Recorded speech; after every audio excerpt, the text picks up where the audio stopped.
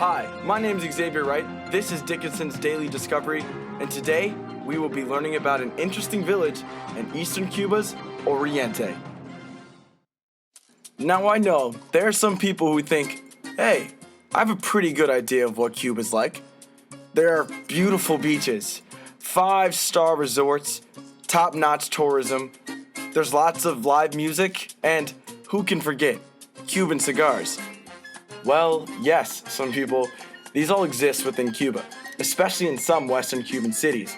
However, smaller, lesser-known eastern cities in Oriente help make Cuba the country of great ethnic, cultural, and religious diversity that it is. For any scholar looking to learn about Cuban religion and spirituality, there is no village greater to visit within Oriente than a small religious town called El Cobre. And for today's lessons, we have a golden ticket to explore La Virgen de Caridad, a golden religious statue located in El Cobre. No, the village El Cobre. Aha, there we go. Perfect. Sweet. The southwestern city of El Cobre, meaning village of copper, was founded in 1550 by Spanish colonists. Initially, El Cobre was a copper mining town from which the town received its namesake. Those that lived in El Cobre were royal slaves. Slaves that were not privately owned, but rather owned directly by the Spanish royal crown. These royal slaves held a strange position in Cuba's social hierarchy.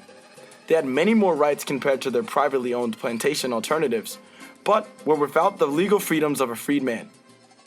Colonial El Cobre has a rich Afro-Cuban history that any visiting scholar would appreciate. Today, El Cobre has become a sacred city and home of the famous religious statue La Virgen de la Caridad. When La Virgen de la Caridad was first discovered, it was kept in small secondary shrines. This is because El Cobre's church at the time was then dedicated to the patron saint of the Spanish conquest, St. James. However, when the copper mines were closed in 1630, freeing El Cobre's slaves, La Virgen de la Caridad became a symbol of triumph of the people over the Spanish conquerors. La Virgen de la Caridad quickly replaced St. James and took the high altar in El Cobre's central church. During a 1731 attempt to reinstate slavery in El Cobre, La Virgen de la Caridad served as a beacon of hope for emancipation. Since then, La Virgen de la Caridad has received a plethora of religious attention.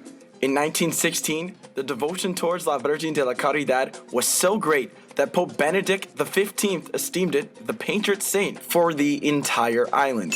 El Cobre's basilica was erected to replace the old church in which La Virgen de Caridad used to reside. La Virgen de Caridad was bestowed a sacred crown by Pope John Paul II in 1998 and even received a Nobel Peace Prize of Literature from American novelist Ernest Hemingway.